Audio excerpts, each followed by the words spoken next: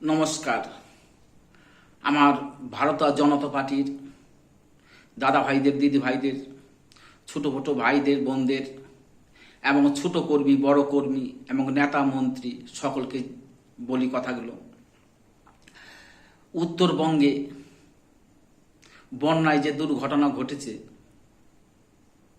বহু মানুষ অসহায়, তাদের ঘর দুয়ার কিচ্ছু নেই, সে দৃশ্য দেখা যায় না। সেসব মানুষগুলো বড় অসহায় আছে। তাই আমার নেতা মন্ত্রী কর্মীদের বলি, আপনারা সেই সব অসহায় মানুষদের পাশে আপনারা দাঁড়ান, তাদের সহযোগিতার হাত বাড়িয়ে দিন। গোটা ভারতবাসীকে আমি বলি কথাগুলো, আমরা যদি কিঞ্চিত মাত্রা 50, 100, 10, 20 টাকা করে সবাই যদি সহযোগিতা করি, সেই সব মানুষ, অসহায় মানুষগুলোর বহু উপকার হবে, তাদের কাজে লাগবে। তো যাই হোক, সকল দাদা ভাইদের বলি, দিদি ভাইদের বলি, কিছু কিছু দিয়ে, সাহায্য দিয়ে আপনারা তাদের সহযোগিতা করুন। যেরকম বীরভূম জেলা থেকে কালকে 1 লরি মাল পাঠানো হয়েছে, গাড়িটা পৌঁছিয়ে সারতে পারেনি, বর্তমানে এখন শিলিগুড়িতে পৌঁছিয়েছে। তো যাই হোক,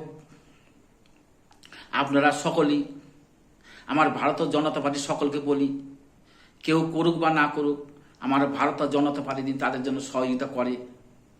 ভারতীয় জনতা পার্টি হচ্ছে জনসাধারণের সেবক, জনসাধারণের পাশে থাকবে আপদে বিপদে, তার নাম হচ্ছে ভারতীয় জনতা পার্টি।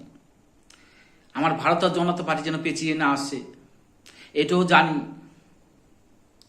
আমার ভারতীয় জনতা পার্টির কিছু দাদা ভাইরা সেইখানে তাদের অসহায় মানুষকে দেখতে যে মার খেয়ে এসছে।